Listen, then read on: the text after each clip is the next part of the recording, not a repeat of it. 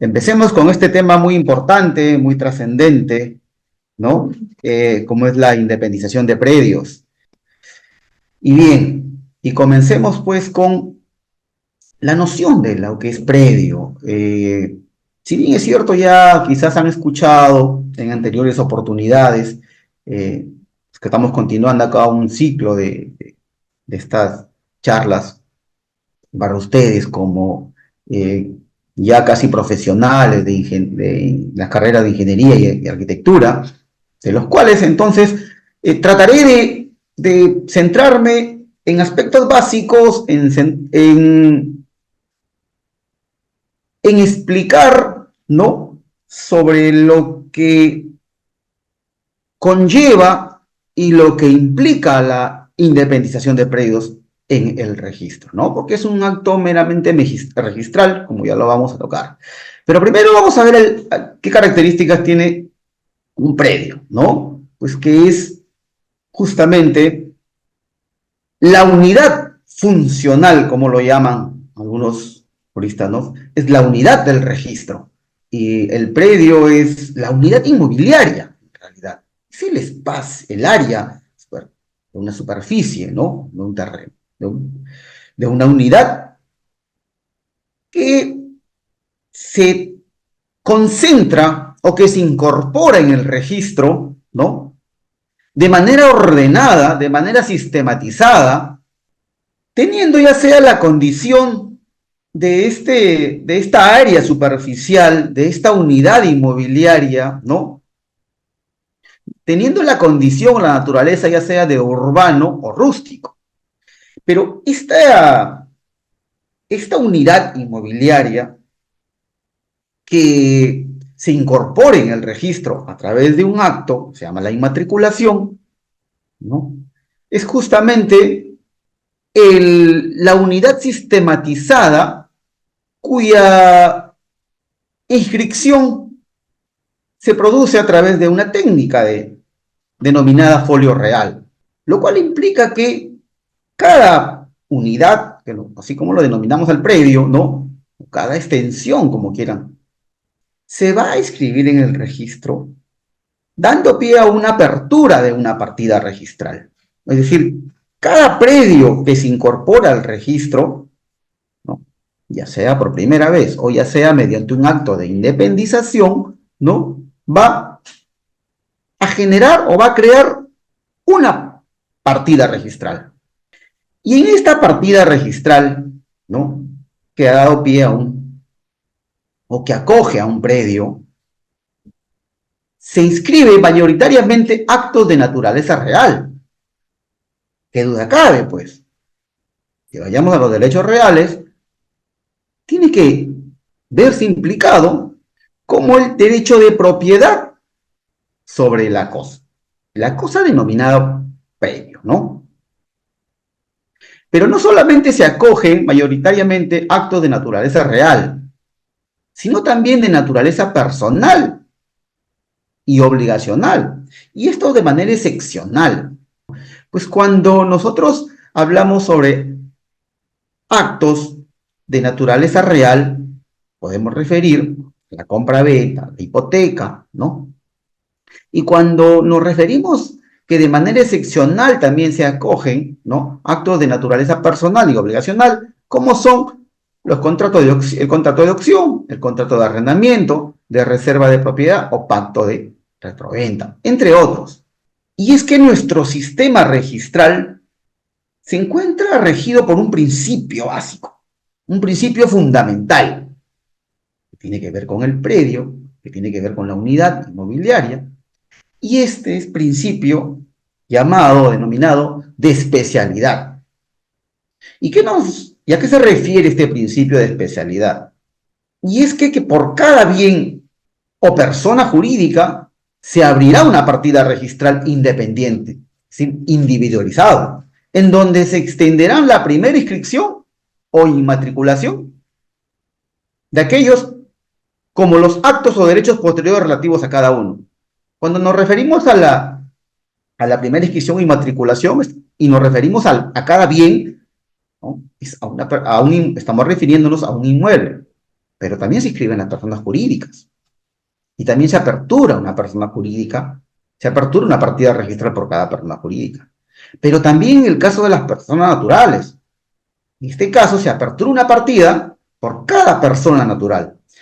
Acá lo relevante e interesante que ustedes deben saber es que el registro, siendo una de las garantías del sistema, la seguridad jurídica, es que tiene como principio la inscripción y la publicidad. Pero las inscripciones se acogen de manera ordenada y sistematizada, en tal sentido que, que a través de este principio de especialidad, el registro no va a permitir acoger que sobre un determinado predio, por ejemplo, se aperturen 2 o más partidas, sino el registro acoge a esta unidad inmobiliaria, lo individualiza y le asigna una partida registral, tal como lo podemos ver acá en esta imagen, ¿no? Cuando se plasme un asiento registral, ¿no? En virtud de este principio, no debería, o el registro no permite que hayan dobles inscripciones. Cuando hablemos de doble inscripción, estamos hablando de duplicidad o de superposición, ¿no? Sin embargo, seguro ustedes muchas veces han escuchado de un problema que que en el registro se originan, como son las superposiciones y las duplicidades. Pero ustedes dirán, si en virtud de este principio de especialidad el registro solamente debe dar pie o cabida a, por cada predio o inmueble, este debe tener una sola partida registral. Pero ¿por qué surgen las duplicidades o las superposiciones?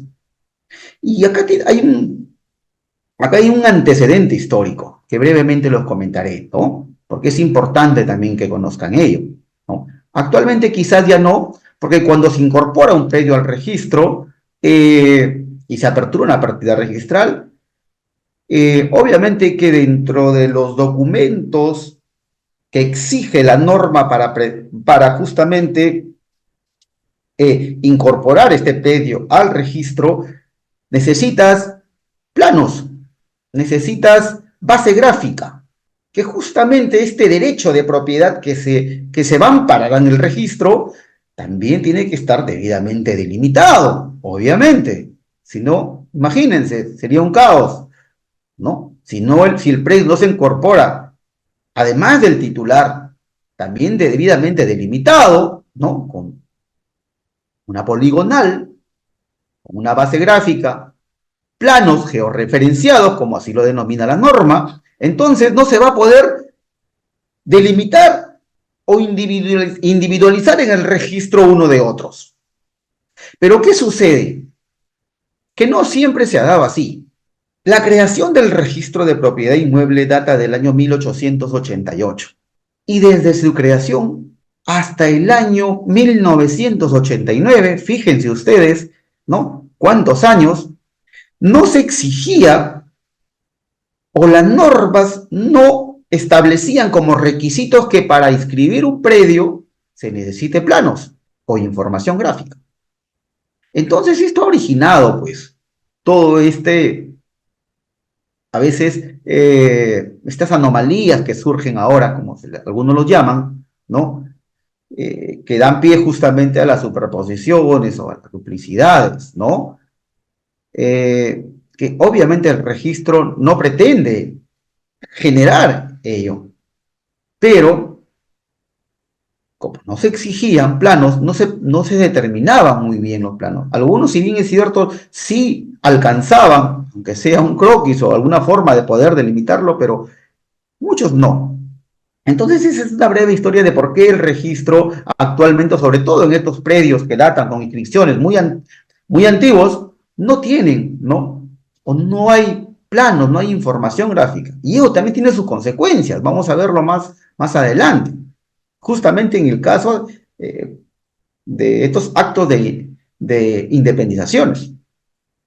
Entonces, pero el principio de especialidad, ¿no? Apunta a una individualidad, a una individualización, de que por cada bien ¿no? Bien inmueble, en este caso que estamos tratando el tema de independizaciones, se apertura una partida registral. ¿Hay excepción? Sí hay una, que ahora la norma lo permite. Sin el caso del régimen de propiedad exclusiva y propiedad común, en donde la norma sí permite acoger en el registro más de un, en el caso de las llamadas unidades funcionales, ¿no? Ahí sí permite, por ejemplo, inscribir en el predio, en una sola partida, el departamento, ¿no? O una unidad inmobiliaria de un determinado predio que está regido, ¿no? Bajo un régimen de propiedad exclusiva y propiedad común. Y cuando se apertura la partida registral, se permite que también la unidad de propiedad exclusiva, o sea, por ejemplo, un departamento o una oficina, también en la misma partida se acoja al estacionamiento, ¿no? A eso se lo llaman unidad funcional, pero es muy particular, es un acto muy especial, ¿no? Y que solamente lo encontramos en este régimen jurídico, como es el de propiedad exclusiva y propiedad común. Esa es la excepción, que ahora la norma lo permite. Yo siempre, cuando converso con algunos colegas o cuando converso a veces con algunos profesionales que he tenido la oportunidad de charlar con ingenieros, arquitectos, como en el caso de ustedes que ya lo van a hacer, ¿no? Siempre me preguntan, Tori, ¿por qué independización? O si es lo mismo hablar de independización que subdivisión de predio. Y efectivamente, pues, ¿no? Nosotros a veces escuchamos estos términos que se mezclan, que se confunden, o que a veces se tratan con similitud, ¿no? Uno dice, voy a independizar mi predio, voy a subdividir mi predio, ¿no? Pero en realidad, estamos hablando de lo mismo. Subdivisión o independización de predio es lo mismo. A ver, primero, ya ustedes anteriormente han llevado lo que es una subdivisión de predio, ¿no? Y también seguro conocen ya que es un acto que se produce en la esfera extrarregistral, es decir, fuera del registro, mediante la aprobación de la municipalidad competente. Justamente esta entidad edil es quien aprueba el fraccionamiento o la desmembración de este predio. Las normas municipales también así lo denominan, lo llaman subdivisión.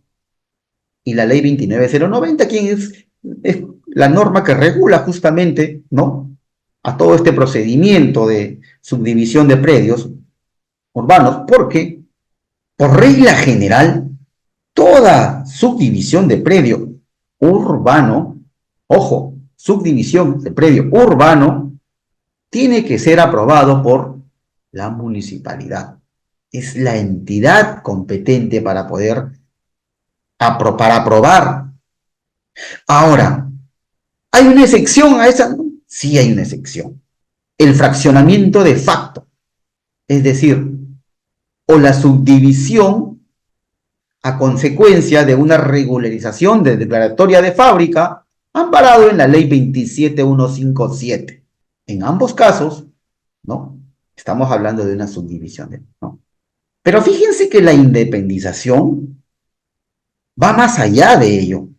La independización es un término que se deriva de un acto de naturaleza eminentemente registral. ¿Y por qué decimos de un acto de naturaleza eminentemente registral? Porque la independización se produce solo en el registro. Pues la independización, cuando escuchen independización de predios, este término se acuña, este término se da porque justamente ha habido la intervención del registro. ¿Y qué implica esa intervención del registro? Es cuando se apertura una partida registral, cuando se abre un folio. En el momento que se apertura una partida registral, cuyo antecedente, o sea, una partida registral de otra partida, otro predio matriz, ¿no?, porque es un requisito básico para la independización, ojo, que el predio tiene que estar ya inscrito. No podemos decir independización de predios cuando el predio aún no está registrado en el registro. Recuerden, primer acto, seguro ya lo han visto, inmatriculación, cuando por primera vez incorporo un predio al registro. De ahí vienen los segundos actos, con transferencia, los gravámenes, ¿no? Ya sea hipotecas, arrendamientos, embargos. Y como segundo acto también es la independización del predio. No podemos independizar un predio si es que éste no se encuentra previamente inmatriculado. Entonces, la premisa es aperturar una partida registral para dar vida a un predio, ¿no? Para darle vida registral, pero teniendo como antecedente un predio matriz. Entonces, a esa acción, cuando el registrador evalúa la documentación que se presenta y da su conformidad, procede a justamente realizar esta técnica registral, que es la de aperturar una partida. A ese acto se le denomina independización. Ahora, ¿toda independización es a consecuencia de una subdivisión? ¿Toda subdivisión va a generar una independización en el registro? Sí. Entonces, ténganlo muy claro, la subdivisión es un acto que se produce como regla general con la aprobación de la municipalidad. Cuando la municipalidad apruebe el acto administrativo, todo ese expediente se lleva al registro y cuando se presenta al registro y el registrador da la conformidad de toda la documentación, es que apertura la partida registral. Es decir, si es que yo solicito ante la municipalidad una subdivisión de mi predio, de mi lote urbano, puede ser con edificación o sin ella, entonces solicito que me aprueben mi acto administrativo y toda la documentación lo presento al registro porque quiero mi predio original de 200 metros, quiero que ahora sean 2 lotes de 100. Entonces, cuando yo voy al registro, cuando llevo mi documentación al registro, el registrador evalúa, aprueba y procede a realizar la independización del predio. Cuando apertura la partida registral, ¿no? Y por técnica, apertura 2 partidas y cierra la matriz. No siempre sucede ello. Pero, en este caso, como ahora van a dar lugar a 2 lotes de 100, se independizan en 2 partidas, obviamente aperturando las mismas, y la matriz tiene que cerrarse, porque ahora se tratan 2 de 100, y se dan una nueva numeración, un nuevo código. Pero no solamente se independiza un predio, la subdivisión. La subdivisión, ya le hemos dicho, su aprobación se da en el ámbito municipal, salvo la excepción que ya hemos señalado también, ¿no? Cuando se produce de facto y tiene acogida registral a través de un procedimiento simplificado regulado en la ley 27157, que ya más adelante se dice que es extrarregistral. Obviamente, la acción se da fuera del registro y consiste en desmembrar o fraccionar 2 o más inmuebles de un predio matriz. Una vez aprobado en la municipalidad, se presenta al registro y en la esfera registral implica aperturar una partida registral para cada sublote en el que se ha dividido el inmueble. Esa es la subdivisión. Ahora, la independización. El artículo 58 de nuestro reglamento de inscripciones del registro de predios hace una definición y señala que es el acto registral que consiste en abrir una partida registral para cada unidad inmobiliaria resultante de la desmembración de un terreno, con edificación o sin ella, o como consecuencia de la inscripción de una edificación sujeta al régimen de unidades inmobiliarias de propiedad exclusiva y propiedad común, o régimen de independización y copropiedad. Fíjense que acá en este artículo 58 ya nos da una definición y además nos especifica la amplitud que tiene este acto registral, ¿no? Nos dice que puede ser con edificación o sin edificación, o como consecuencia de la inscripción de una edificación sujeta a un régimen de unidades inmobiliarias de propiedad exclusiva y propiedad común, ¿no? O de independización y copropiedad. Es decir, cuando nos referimos a unidades ubicadas en edificios, ¿no? ¿No? En unidades inmobiliarias superpuestas. Anteriormente, la doctrina y anteriormente se encontraba regulado como, ¿no?, la propiedad horizontal. Esto recogido de la doctrina española. Actualmente también hay una ley ya que justamente aún no entra en vigencia, pero ya recoge la denominación original, por decirlo así, ¿no? Como es el régimen de propiedad horizontal. Pero esto lo vamos a ver más adelante. Ahora, yo les decía que no toda subdivisión, o perdón, no toda independización es generado a consecuencia de una aprobación de una subdivisión, ¿no? Sino también hay, en el ámbito registral tenemos varias clases de independización. O sea, es decir, que diferentes causas generan una independización.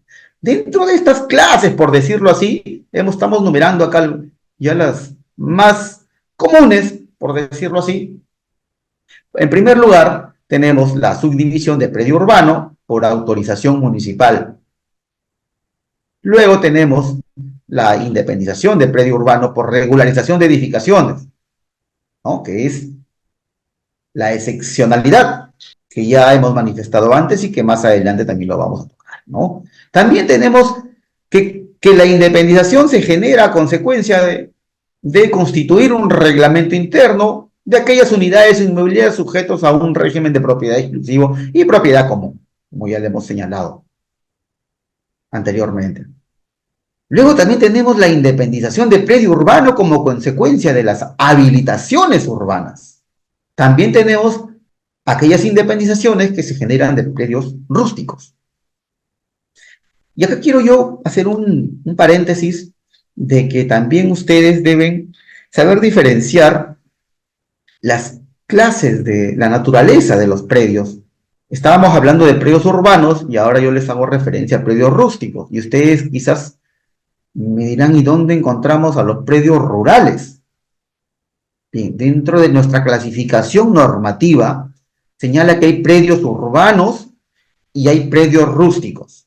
Pero dentro de los predios rústicos hay una subclasificación, que encontramos a los predios rurales y a los predios eriazos. Así lo establece la norma. ¿Y cuál es la diferencia entre predios rurales y predios eriazos? La diferencia es que en los predios rurales, la norma señala que estos predios están destinados a, o mejor dicho, en estos predios se pueden realizar actividades agrícolas, así como agropecuarias. Mientras que los predios eriazos, como ya su mismo nombre lo dice, pues no son predios donde no se realiza ninguna actividad agrícola. Pueden incluso tener agua, sí, no es que los predios eriazos no que puedan tener agua, sí, obviamente, pero no están destinados a realizar actividades agrícolas ni agropecuarias, ¿no? Esa es la diferencia entre predios rurales y predios eriazos, de manera genérica. Ahora, ¿qué actos también implican o conllevan a una independización de predios? Las prescripciones adquisitivas de dominio. Y ustedes dirán, quizás se preguntarán, pero la prescripción adquisitiva de dominio no recae sobre predios o sobre la totalidad de un predio. No necesariamente. Y justamente acá viene ya la figura de la independización. Es cuando la prescripción es adquisitiva de dominio de un inmueble recaigan sobre parte de un predio matriz. O decir, cuando se prescribe una área determinada que conforma a un predio de mayor extensión. Ahora ustedes, la prescripción adquisitiva, ya saben que puede ser notarial, judicial, y también hay prescripción adquisitiva, ¿no?, administrativa. Y también como actos que conllevan a independizar predios en el registro, tenemos aquellos bienes del Estado, ya sea predios, por ejemplo, eminentemente los regulados por la Superintendencia de Bienes Nacionales, la SBN, o también aquellas aquellos procedimientos de formalización o aquellos entes o entidades que se dedican a realizar que se dedican a realizar procedimientos de formalización, como COFOPRI, como por ejemplo el gobierno regional, como por ejemplo las municipalidades mismas. Son predios que tienen una normativa especial es más, ahora con la modificación justamente de la norma de los procedimientos de formalización, ahora inclusive ampliaron las facultades para que en el caso de que las municipalidades distritales también ya puedan iniciar procedimientos de formalización previos. Antes eran las municipalidades provinciales, ahora lo pueden hacer las distritales, ¿no? En fin, como podrán ver ustedes, ¿no? Hablar sobre independización de predios es muy extenso. Hay diversos actos que generan o que conllevan a una independización en el registro, ¿no? Vamos a partir por los más importantes, no digamos los más importantes, sino son los que quizás les van a servir inicialmente a ustedes como por ser los más comunes, los que en su mayoría más se presentan en el registro, ¿no? Ustedes ya han tocado, o en el caso de predios urbanos. Eh, Cuando hablamos sobre independización de predios, un rol muy importante en el registro cumple la oficina de catastro. La oficina de catastro está conformado por, actualmente quizás ya lo denominan también la oficina de la base gráfica registral, ¿no? Pero lo conocemos así, como catastro. Y quizás muchos así lo conozcan, pero su denominación ya posterior va a ser como la oficina de base gráfica catastro. Pero esta oficina de catastro, llamada así por muchos años, tiene un rol muy importante en el registro, un rol muy importante en la calificación de los títulos. ¿Y por qué? Porque justamente, y recordemos que cuando se presenta este tipo de actos al registro que impliquen una independización, estamos hablando de una modificación física del predio. Obvio, ¿no? Si es que yo solicito la subdivisión de un predio de 500 metros porque ahora la municipalidad me aprobó de 250, entonces estamos hablando de que el predio se está modificando. En el registro, el efecto es que se van a aperturar dos partidas, es decir, se van a independizar, pero dentro de los requisitos, la norma señala que tienen que presentar información gráfica, o sea, planos. Cuando se presentan al registro, si bien es cierto, el registrador público es el encargado de evaluar toda la información presentada y es el encargado justamente de inscribir o registrar dicho acto. Sin embargo, recordemos que el registrador público es un abogado, pero un abogado podría tener la capacidad de verificar planos, esta información gráfica que es necesaria y que se presenta para poder independizar un predio, no solamente para independizar, sino también para inmatricular, por ejemplo, para acumular, etcétera, etcétera. Pero cuando estamos hablando estrictamente de la independización, para el acto de independización, y es que en su mayoría, ¿no?, requieren informe de esta área de catastro, es porque esta área, esta oficina, surge por la necesidad de apoyar al registrador en la evaluación de dicha documentación técnica. ¿Qué duda cabe, pues? ¿No? Los profesionales, ya sean arquitectos o ingenieros, son los que justamente los profesionales que han o que conocen y pueden realizar una evaluación técnica del mismo. verifican la conformidad de los planos, verifican, y esa verificación no solamente es del expediente en sí que presentan, sino también recurren al archivo, a la base gráfica que está contenido en los títulos archivados del registro. Y ahí es cuando ellos realizan esta evaluación. Confrontan los documentos que se presentan, así como con los documentos que obran en el título archivado, que tienen como antecedente justamente cuando se inscribe el predio, ¿no?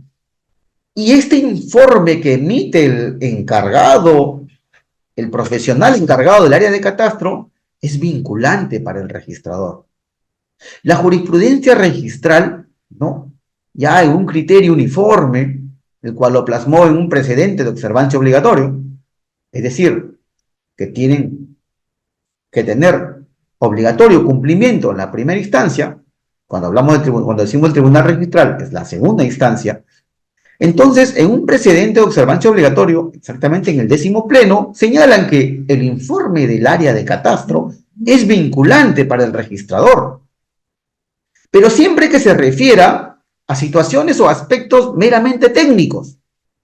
Y el registrador, a su vez, debe discernir y distinguir de dicho documento, ¿no? ¿Cuáles son los que se refieren a aspectos técnicos que realmente lo van a vincular?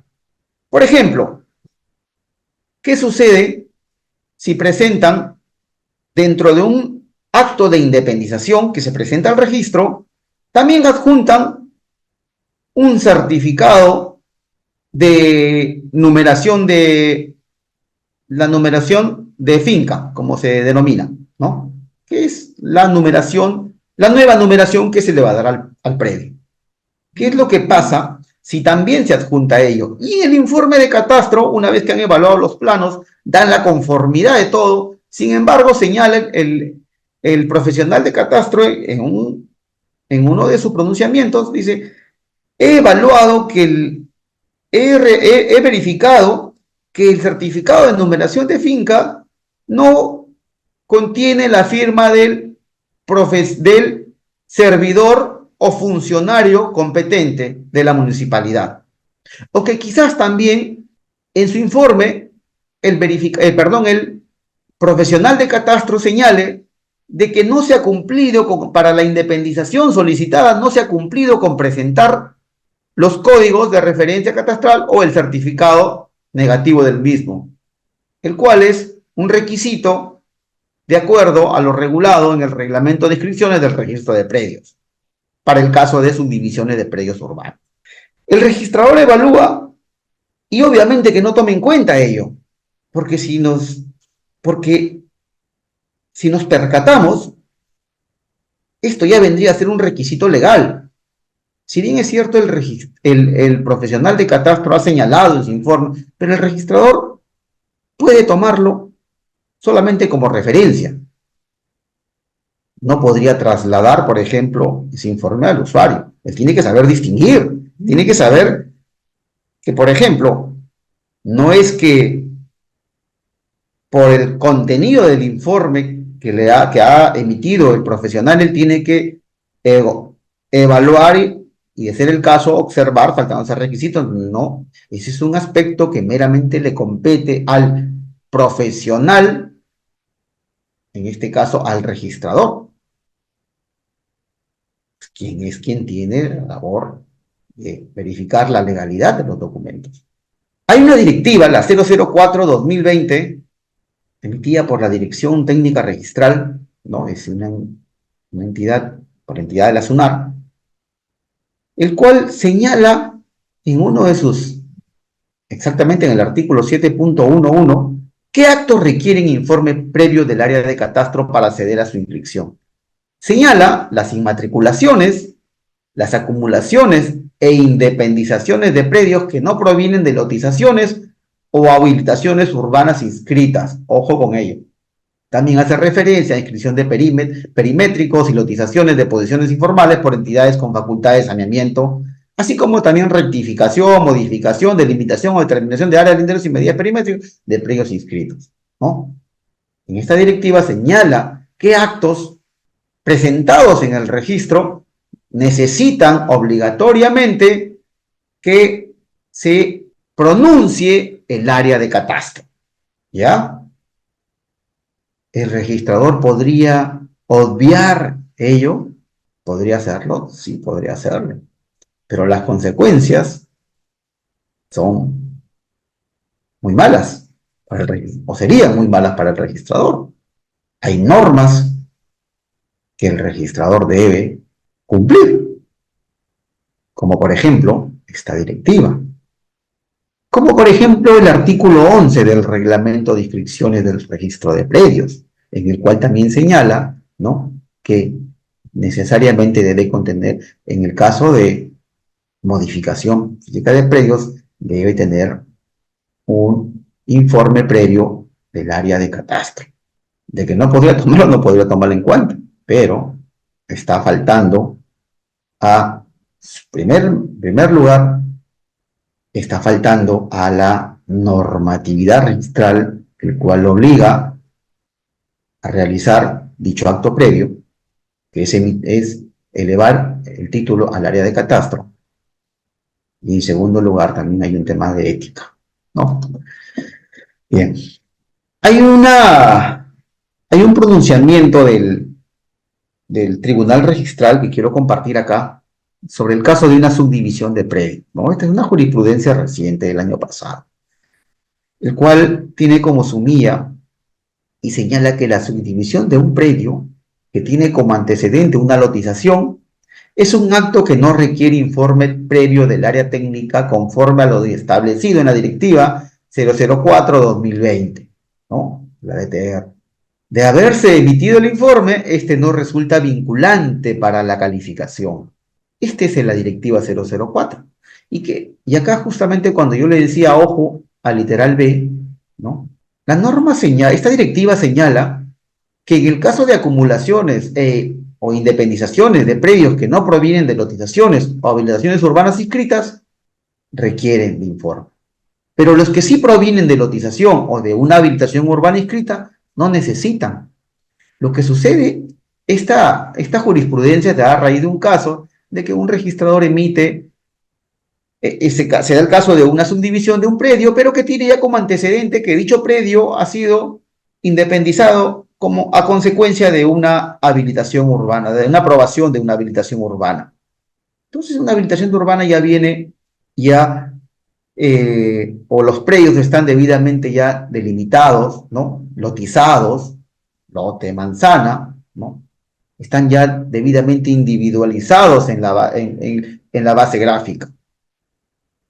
Entonces no necesitan, la razón que no necesitan informe de catastro es porque simplemente si tú divides, por ejemplo, el lote 10, si tú subdivides, no va a generar modificación en los predios colindantes, solamente hay una modificación del mismo predio que ya está individualizado en el registro.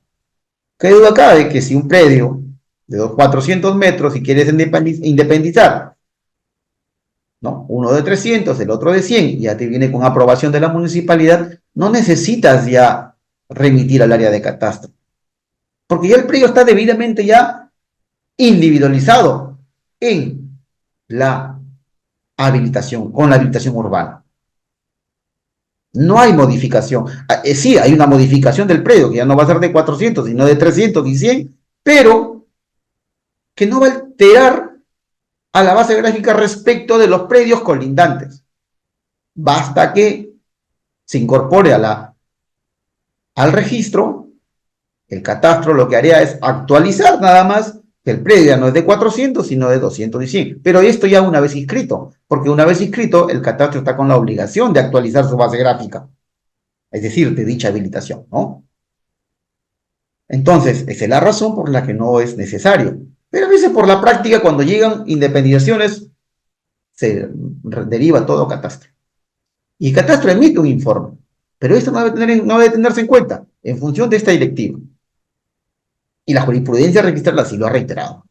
Ahora, ¿qué requisitos? La norma registral, exactamente el artículo 59 del reglamento de inscripciones del registro de predios, establece requisitos generales para toda independización. Ojo, para toda independización. Acá ya sea predios urbanos, predios rústicos, ¿no? Predios que son aprobados por él o vienen a consecuencia de una aprobación de las entidades del Estado, predios a consecuencia de un procedimiento de prescripción adquisitiva, entre otros. A todas las clases de predios todas clases de independizaciones que ya hemos mencionado, está plasmado estos requisitos generales. O sea, toda independización debe tener estos requisitos. ¿Y cuáles son ellos? Vamos a ver. En el título, en primer lugar, debe tener la intervención, ¿no? O la autorización del propietario. Claro, pues qué duda cabe, ¿no? Tiene que ser el titular registral quien lo solicite. O con poder, al menos. Si es una persona jurídica, el propietario del predio tiene que estar con la autorización de su representante, ¿no? Con facultades suficientes. Ahora, ¿qué pasaría si es que son dos o más los propietarios? Es decir, si hay una copropiedad, si el inmueble o el predio está bajo un régimen de copropiedad. Fíjense que la jurisprudencia registral, ¿no? Plasmado en un pleno registral, un acuerdo plenario, ha señalado que para toda independización deben intervenir todos los propietarios. Es decir, si son 10, deben intervenir todos. Tener en cuenta ello. Si es una sociedad conyugal, la propietaria, ¿basta con uno o deben intervenir ambos? Recordemos que la sociedad conyugal, ¿no? Y la misma doctrina ya ha señalado que es un patrimonio autónomo. No se considera como una copropiedad, sino se le considera como un solo propietario. En todo caso, en este caso, si es que pretenden independizar un predio, tienen que intervenir ambos. Si no, no procede. Ojo que este requisito es fundamental para toda independización. Si hay poderes, bien. ¿Puede actuar representado? Sí, pueden actuar con representante. Pero no puede, si es que son varios los propietarios, tienen que intervenir todos. Distinto a un procedimiento de regulación. El fundamento acá del Tribunal Registral ha señalado o ha establecido que la independización es un acto de disposición del predio, ¿no? Y por lo tanto, y además argumenta, en el caso de la copropiedad, ¿no? Argumenta justamente a la norma sustantiva que regula la copropiedad en nuestro Código Civil, el cual señala que para la disposición de un bien común tiene que haber mayoría absoluta. No, tiene que haber unanimidad. Es decir, tienen que intervenir todos. En el título debe contener la descripción del área, linderos y medidas perimétricas del o los predios que se desmembran. Y en su caso, del área remanente. De igual manera, todo acto que conlleve a una independización debe tener ello. ¿Hay excepciones? Sí, por supuesto que hay excepciones. Hay un supuesto excepcional a este artículo, ¿no? Pero por regla general, todas deben tener. ¿En qué casos hay excepciones? Por ejemplo, hay una disposición, el artículo 4 de la disposición complementaria y final del reglamento de inscripciones del registro de predios señala que cuando el área de catastro no pueda determinar, ¿no? En el caso de una dependencia no pueda determinar debido a falta de información gráfica o falta de información, o falta de planos, perdón, o deficiente, o falta o deficiente información los títulos archivados, no es posible pronunciarse si es que el predio o no es posible determinar el área remanente del predio. En estos casos, la norma exceptúa la presentación del plano del área remanente. Solo ahí exceptúa la presentación del predio del área remanente. ¿Qué otros casos como excepción tenemos? En las prescripciones adquisitivas de dominio, ejemplo, también en la vía notarial, la norma, la ley 27333, que es complementaria a la 27157, que vamos a tocar más adelante, exceptúa también la presentación de la remanente, pero ya esto la jurisprudencia también ya lo ha reiterado. Pero como regla general, toda independización debe contener estos requisitos, ¿no? Área, linderos y medidas perimétricas de los predios que se van a desmembrar, así como en su caso del remanente. Ahora, acá hay una regla que señala que cuando como consecuencia de la independización solicitada se genere un área remanente en la que existan porciones que no guarden continuidad, se entenderá que la rogación comprenderá también la independización de cada una de dichas porciones, siempre que el dominio de las áreas remanentes correspondan al mismo propietario y no existan restricciones para su independización. Esta es una regla muy particular, ¿ya? Seccional, que también vamos a tocar en el caso, que es aplicable, por ejemplo, en el caso del en el caso de independizaciones, ¿no? De predios urbanos, ¿no? Como consecuencia de una regularización de edificaciones. Pero ya lo vamos a ver más adelante. El artículo 59 del reglamento de predios también señala, y esta es una adición, ¿no? Al que anteriormente no estaba regulado, pero luego ya han ido implementando. Y el cual señala que cuando el área de catastro, debido a la ausencia de datos técnicos suficientes en los antecedentes registrales, señala que se encuentra imposibilitada a determinar en forma indubitable si el área cuya independización se solicita se encuentre comprendido dentro de alguna de las independizaciones anteriormente efectuadas o si aún se encuentra dentro de la partida matriz. Ello no impedirá la inscripción de la independización rogada, siempre que en el título contenga los requisitos señalados en el primer párrafo que antecede.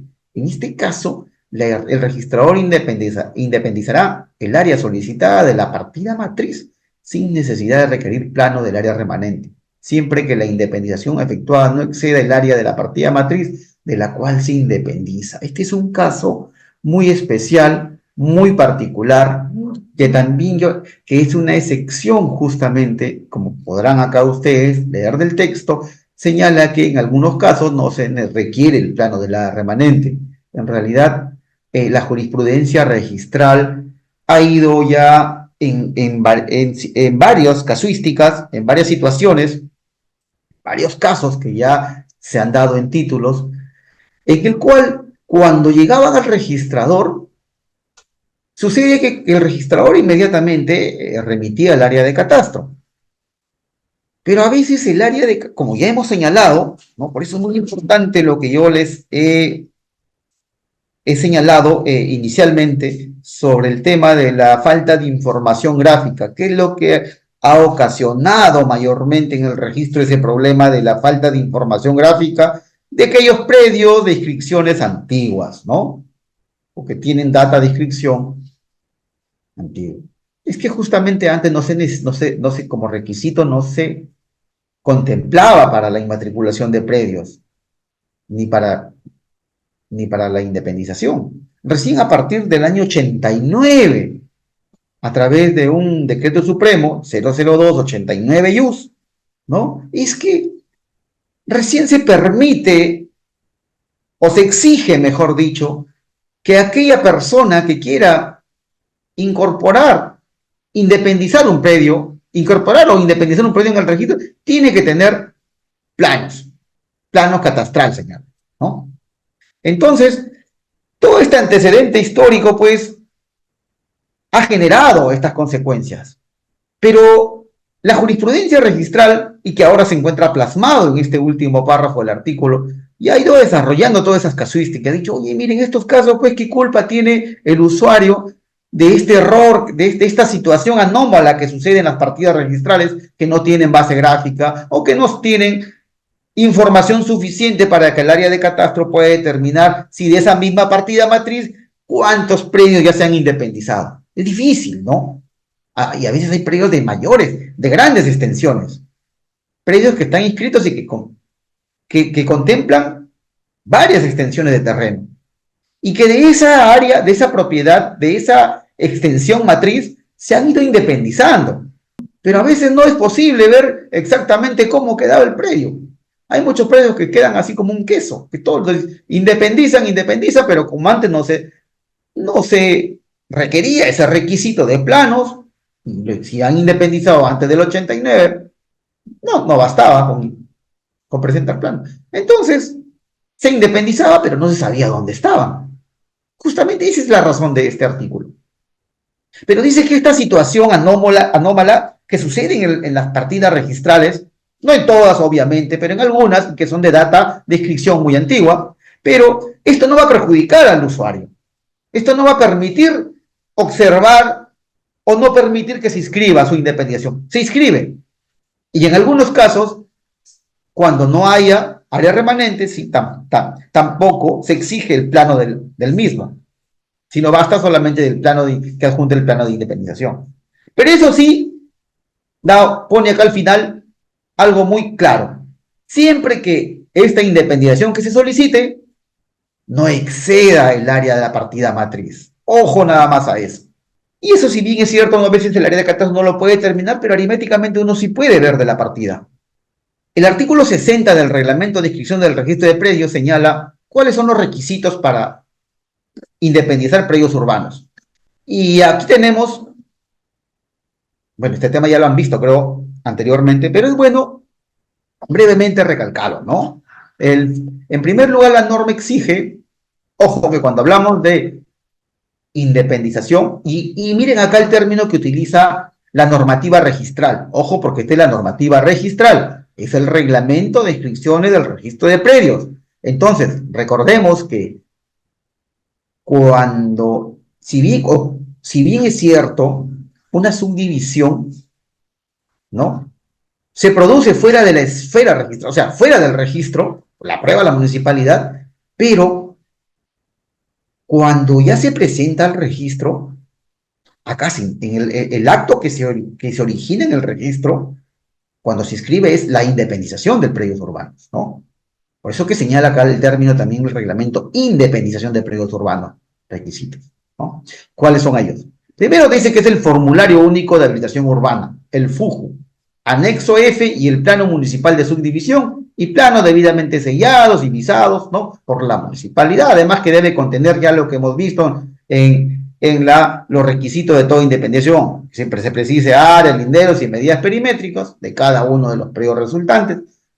¿Qué más exige la norma? Planos y códigos de referencia catastral de los predios resultantes o la constancia negativa de catastro a que se refiere el Decreto Supremo 00289-IUS. Recuerden ese Decreto Supremo que yo les mencioné, que data del año 89, ¿no? Miren, se plasma acá justamente, ¿no? Es una norma ya muy antigua, ¿no? Que tiene ya mucho tiempo, pero sin embargo aún recoge el reglamento de inscripciones del registro de predios y exige que el usuario presente un plano o código catastral, plano y código de referencia catastral de los predios resultantes o en su caso la constancia negativa de catastro.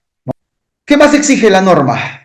Documento privado con firma certificada notarialmente en el que conste el consentimiento de los copropietarios que no viene intervenido. Bueno, este requisito, ¿no? Se da para el caso solamente si es seguro, ya lo han referido anteriormente, ya lo han desarrollado mi compañero que me ha antecedido también en la primera parte de este curso, y seguro ya también les he explicado que es solamente para aquellos casos o predios que son aprobados o predios que constituyen un régimen de copropiedad y en el formulario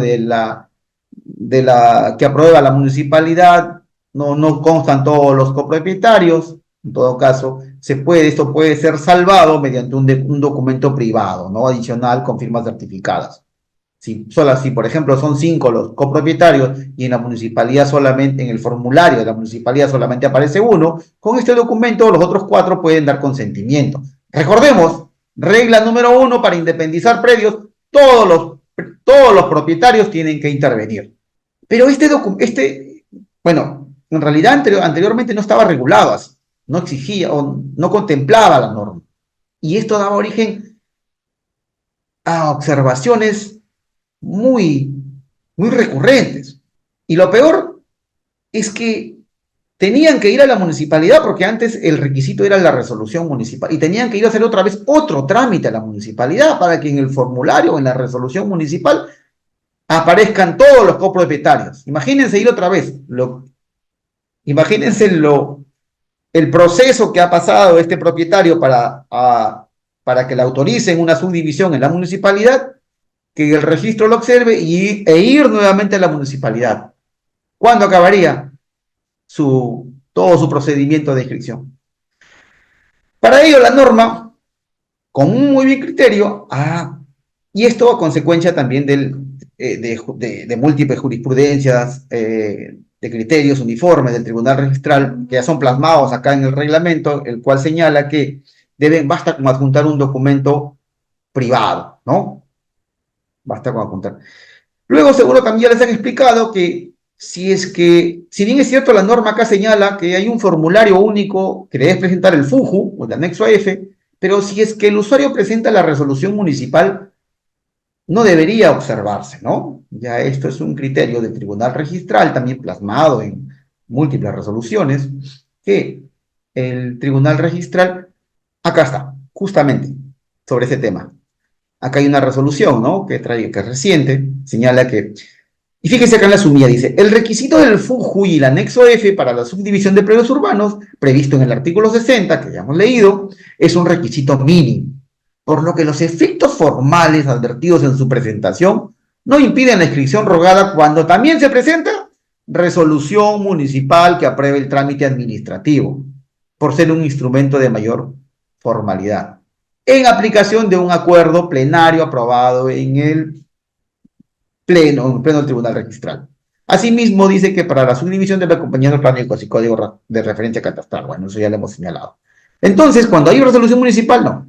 Ahora acá también hay jurisprudencia registral y brevemente les explico porque me parece que es de gran ayuda quizás y les va a servir a ustedes cuando ya realicen, por ejemplo, este tipo de acciones, ya sea en su vida familiar o en su vida profesional, sobre esta jurisprudencia respecto a estos requisitos de planos y códigos de referencia catastral de predios resultantes, dice, la constancia. Lo sucede que en el Perú, lamentablemente nuestro catastro no está actualizado. Y cuando me refiero a catastro, no me refiero a la oficina de catastro del registro, porque en realidad la oficina del registro, que ahora es la oficina de base gráfica registral, no realiza el catastro.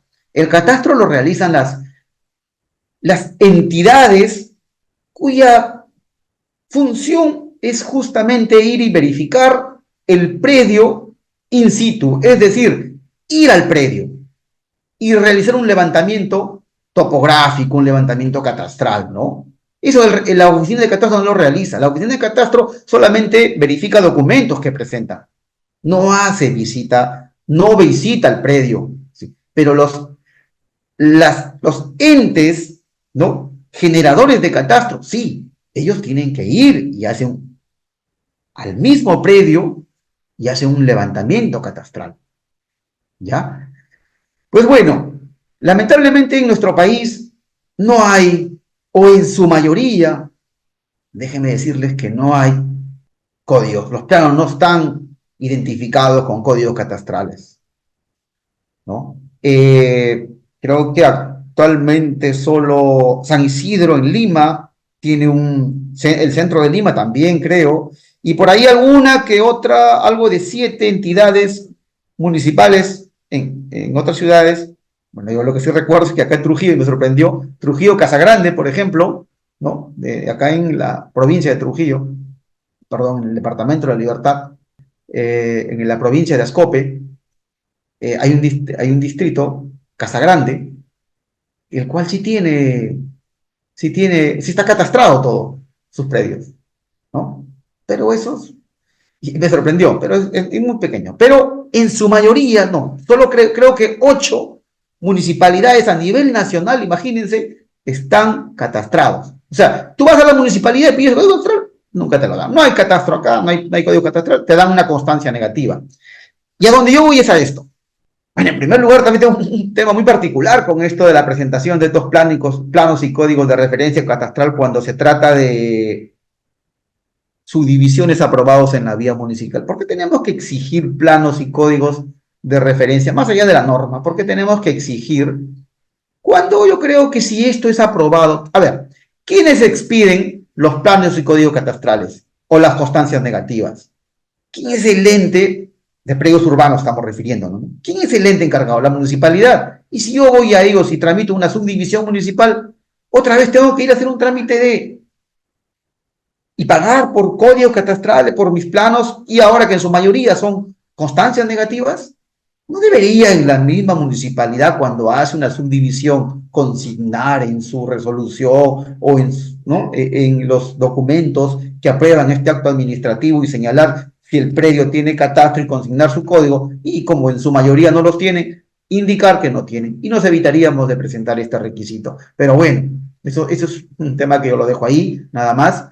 Pero a donde voy es al tema de la jurisprudencia registral. ¿Qué es lo que ha señalado el caso? ¿Cuál es la casuística acá? Imagínense, yo pretendo o solicito una subdivisión a la municipalidad, ¿no?, de mi predio urbano de 8, bueno, solicito la subdivisión, el predio va a tener ahora, van a ser 8 sublotes. Es decir, mi predio, que obviamente es de un área extensa, solicito que ahora me subdivida la municipalidad y sean 8 lotes, ¿no? Pueden ser más. Pero ya pongamos los 8 lotes, los quiero subdividir.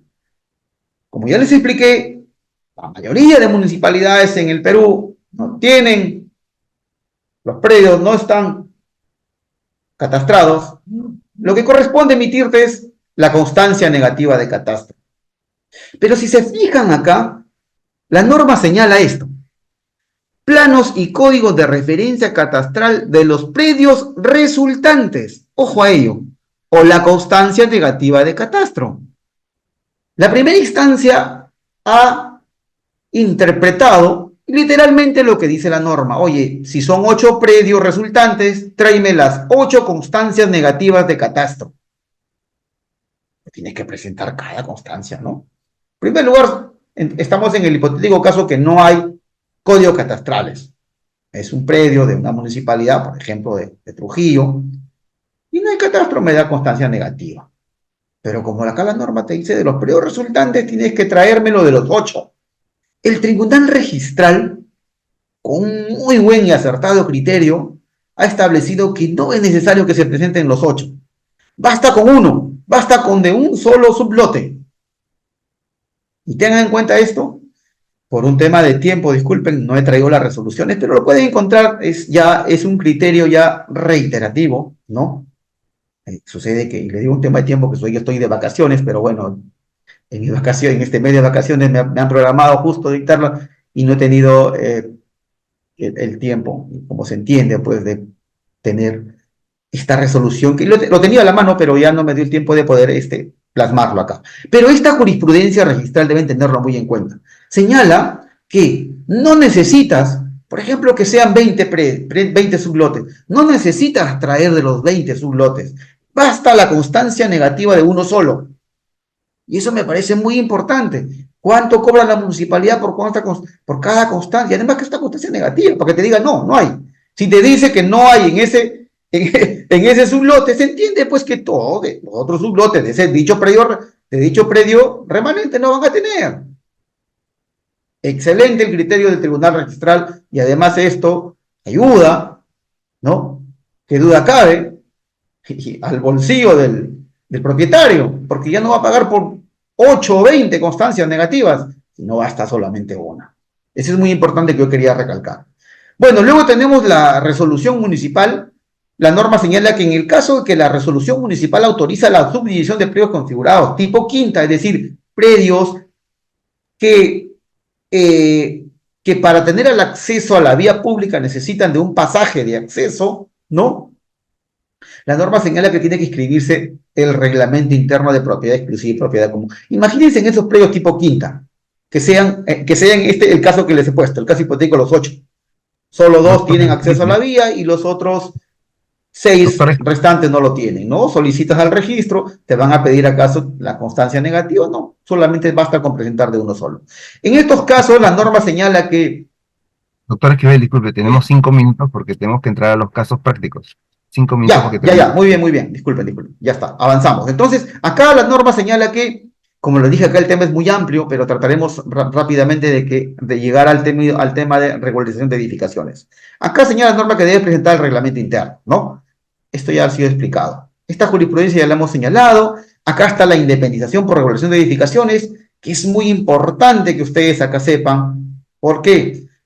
Y a ustedes como futuros ingenieros y arquitectos, ¿no? Les va a servir mucho. Y acá hay un profesional que cumple una función muy importante dentro de este procedimiento de regulación de edificaciones. Y hemos explicado que esta es una excepción a la norma. Este es un procedimiento simplificado, que ya no tienes que tener autorización municipal, sino basta con la intervención de un verificador.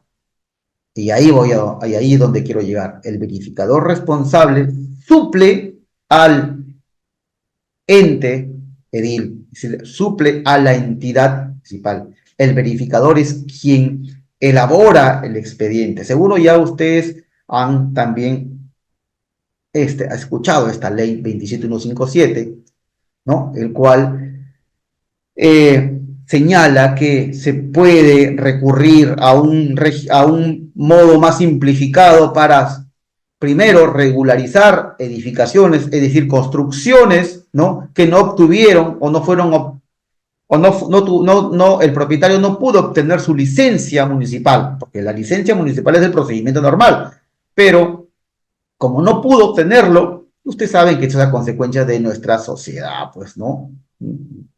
Somos informales, lamentablemente. Entonces, la 27157 señala que tú puedes regularizar ante el registro a través de un procedimiento simplificado, a través de un formulario registral, los planos que son elaborados por el verificador, un informe técnico elaborado por un verificador.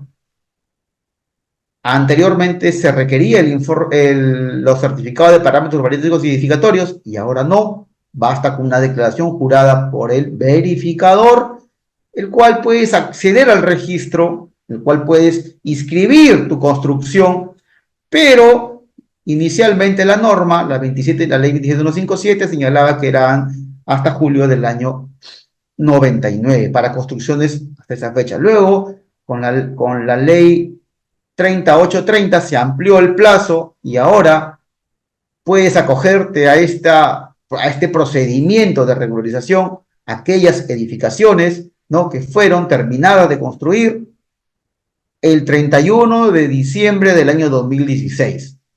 O sea, hasta esa fecha, aquellas construcciones que se han edificado pueden acogerse a esta norma, sin recurrir a la municipalidad a requerir su autorización. Pero acá, si bien es cierto, la norma inicialmente salió para efectos de regularizar las edificaciones, sin embargo, también la norma permite que, si es que a consecuencia de la declaración de esta edificación en el registro, dicho predio ya se encuentra fraccionado, ya se encuentra dividido, ¿no? Subdividido.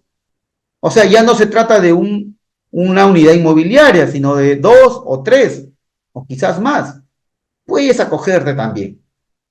Es decir, regularizas la construcción o edificación y también la independización, ¿no?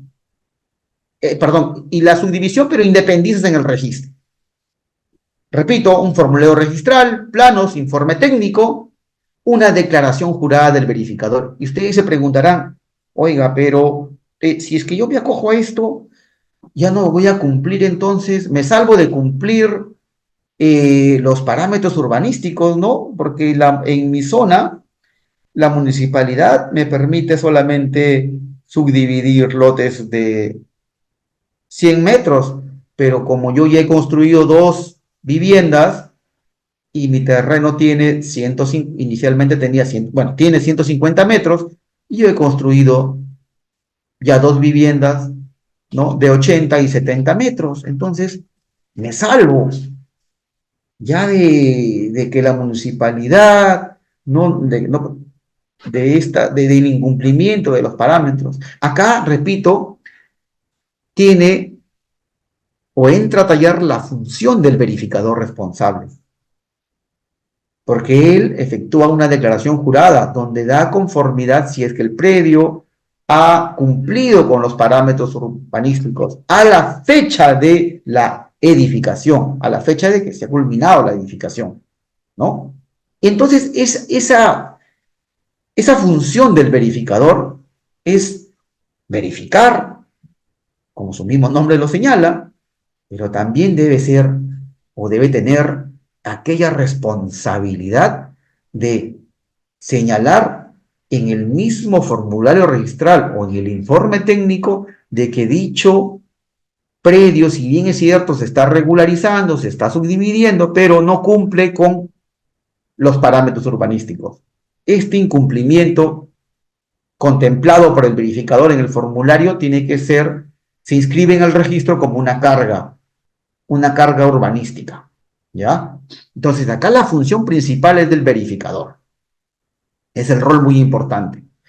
La jurisprudencia registral, ¿qué nos ha señalado en este caso? Que cuando se declara en vía de regulación por la ley 27157, edificaciones construidas de manera independiente, las porciones en las cuales se levantan cada una de estas, al haberse conllevado de hecho a su funcionamiento, pueden independizarte aun cuando en el área remanente no tenga edificación alguna. ¿A qué se refiere ello exactamente? ¿No? Es decir, si es que yo tengo un predio de 400 metros y solamente he construido 200, ¿ya? 400 metros es mi predio escrito en el registro, pero yo construí en el año 2010 una vivienda de 200 metros y el otro lote lo dejé para venderlo. Ahí está. Yo construí mi vivienda en 200 metros y ahora pues me doy cuenta de que hay una ley que puedo regularizar, ya que en su momento no lo hice ante la municipalidad. Entonces yo voy al registro y digo, señores, ¿puedo yo independizar mi lote de mi predio de 200 metros donde hay construcción, pero en la otra mitad de 200 metros solamente es un lote? Inicialmente había un criterio de que no, que todo el predio que se pretendía regularizar y se pretendía independizar tenía que tener, o sea, todas las porciones resultantes tenían que tener edificación. Sin embargo, la jurisprudencia registral también me parece un excelente criterio porque ha interpretado tal y cual dice la norma. Basta con que ya tú regularices, que realices una construcción y que ya tengas una unidad inmobiliaria totalmente independizada, ¿no? Totalmente dividido, fraccionada. La norma y el tribunal registral señala, sí, pues basta que haya un muro, basta que ya, el hecho de que ya construiste, ya partiste el predio. Ojo, pero tiene que haber acá también, no porque haya una construcción yo voy a regularizar 200 y después, o quizás 100 y 100, no, tiene que solamente la independización va por el mismo hecho de independizar los 200, el área construida, me queda el lote ya independizado de 200 como terreno. Ese es el supuesto. Bien, y el régimen de propiedad exclusiva y propiedad común. Rápidamente, acá terminamos y pasamos al caso práctico, ya le hemos venido señalando, ¿no? Este es un régimen jurídico que supone la existencia de una edificación o conjunto de edificaciones integradas por secciones inmobiliarias de dominio exclusivo pertenecientes a distintos propietarios y bienes y servicios de dominio común. Cuentan con un reglamento interno y una junta de propietarios. ¿A qué se refiere este régimen jurídico? Miren el dibujo y se darán cuenta. Miren acá la imagen. Una edificación, ¿no? O conjunto de edificaciones, como lo señala la norma, de departamentos, o como lo quieran denominar, dúplex, ¿no? O pueden ser también unidades comerciales, oficinas, pero que ya tienen áreas de propiedad exclusiva y comparten zonas comunes. pero que están superpuestas en una edificación. A esto se refiere este régimen jurídico. Y con la presentación, cuando se independiza bajo este régimen, se presenta un reglamento interno, que viene a ser un estatuto de la edificación, en el cual contiene la descripción de las secciones de dominio de propiedad exclusiva, las zonas comunes, ¿no? Y un requisito necesario para acogerse a esta independización es que la declaratoria de fábrica debe estar previamente inscrita. Hay una sección que son las subdivisiones tipo quinta, que ya hemos señalado, así como las habilitaciones urbanas para uso de vivienda con bienes comunes. Cuando se inscribe este régimen jurídico de esta edificación, se escribe el reglamento interno, se realiza la independización simultánea de cada unidad inmobiliaria. Esta independización implica la apertura de una partida especial en el que se señalará el régimen al que están sujetas y su relación con la partida matriz, sobre todo con los bienes comunes, ¿no? En la partida matriz, vale referirse, solo quedan las zonas comunes y eventualmente los aires reservados. Y por último, también quería comentarles rapidísimo la independización de predios rústicos. ¿Qué necesitas para la independización de predios rústicos sin cambio de uso? Que también la norma lo señala. El artículo 62 señala que en aquellos predios rústicos sin cambio de uso pueden ser independizados y se necesita un formulario único de habilitación urbana, es el FUJU y su anexo F, donde se señale de forma expresa que el predio a independizar se ubique en una zona de expansión urbana, así como se indica el número de resolución de autorización, y adjuntando el plano municipal de independización o parcelación debidamente sellado y visado, ¿no? En la partida registral se dejará constancia de la falta de inscripción del planeamiento integral aprobado, es decir, un predio que está en una área de expansión urbana. Bien, empezamos con el caso práctico. Se da, miren, este es sobre un caso sobre que en el registro de predios se presenta una solicitud de inscripción de independización de un inmueble, ¿no? Este inmueble es rural o consta inscrito como rural en el registro y tiene un área de 5.000 metros. El propietario del predio, ya, ¿no?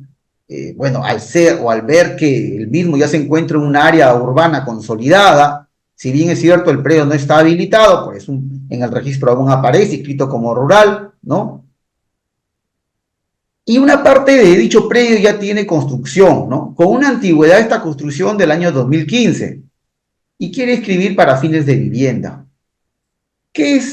¿Cuál es el procedimiento más adecuado para lograr la independización de los lotes con la condición de urbano? Es la primera pregunta. Y la segunda es, señale los requisitos generales que deben ser presentados al registro para lograr su inscripción. O sea, ¿cuál usted considera que es el procedimiento más adecuado? Y segundo, ¿cuáles son los requisitos que deben ser presentados al registro, ¿no? Para lograr su inscripción. En el caso de independización de predios rústicos sin cambio de uso, ¿no? La norma señala cuáles son los requisitos que debe presentar el usuario, ¿no? Y me preguntaron y me dijeron, doctor, ¿y podría acogerse a esta independización de predios rústicos sin cambio de uso? ¿No?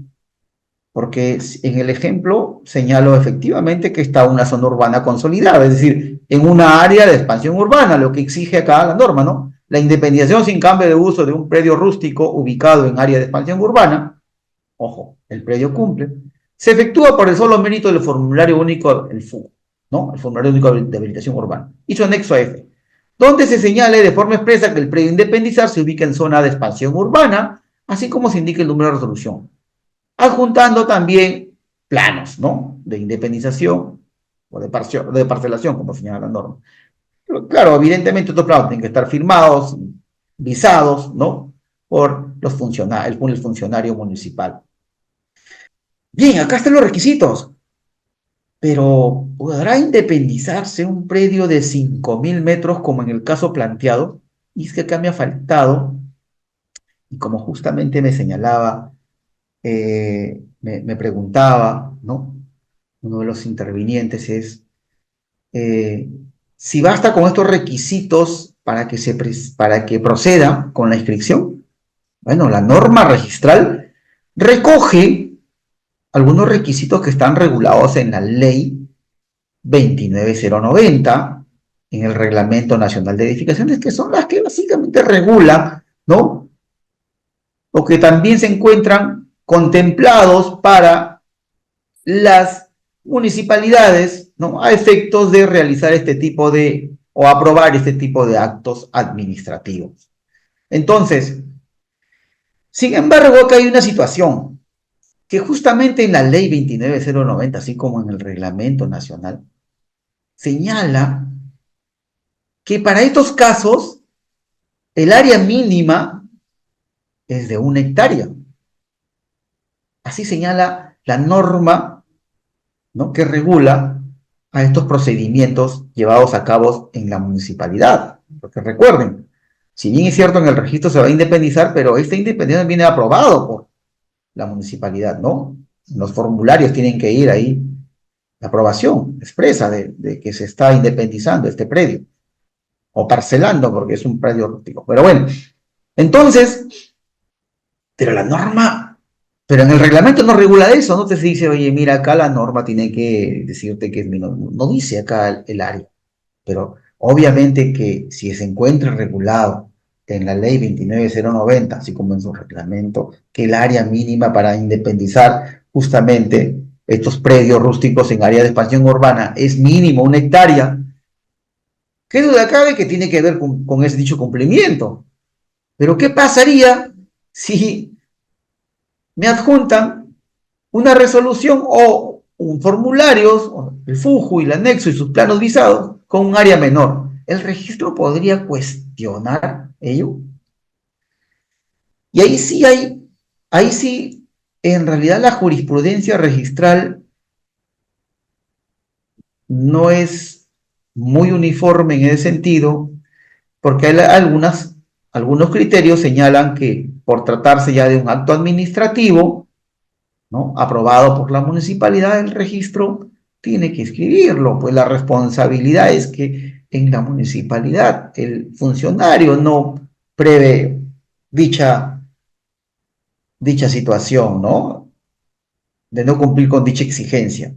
Pero para el registro, como ya viene aprobado por ellos, no deberemos, un acto administrativo, que duda cabe. Pero hay otras jurisprudencias que también señalan, ¿no? Por ejemplo, hay algunos predios que ya en nuestra criollada, como lo llamamos algunos, se le dan de vivos y logran en la municipalidad que predios, ¿no?, rústicos se parcelen como si, en lotes. Cuando la norma es clara, la norma municipal señala que no puedes menos de 1 hectárea. Entonces, pero como en el registro había una jurisprudencia registral que señalaba que, oye, no podemos cuestionar a la municipalidad porque ya viene premonido ¿no? Premonido ya de la actividad que ha realizado, que ha actuado el funcionario municipal. Y él es responsable de haber verificado si cumplía o no con dicho requisito. Y han logrado hacer. Y ante esta casuística, el Tribunal Registral también ha emitido resoluciones con un criterio señalando que cuando se trata de habilitaciones urbanas encubiertas, ¿no?, no procede. No hay aún un precedente de observancia obligatoria que haya definido aún ese tema. Pero esa situación nos encontramos también con criterios discrepantes en el Tribunal Registral. Bien, en el caso en común, entonces, como se trata de un predio inscrito con un área rural de 5.000 metros, inscrito en el registro como rural, ¿no?, al margen de que ya haya una zona, una área construida y que date del año 2015, el procedimiento más adecuado en este caso sería la habilitación urbana. Lograr el cambio de uso a través de una habilitación urbana. Porque si el propietario, si bien es cierto, es consciente que el predio ya se encuentra en una zona urbana consolidada, pero si su finalidad es destinar esos bienes o independizar esos 5.000 metros con fines de vivienda, lotizarlos, tienen que acogerse el procedimiento regular ordinario, que es la habilitación urbana, ¿no?, para lotizar.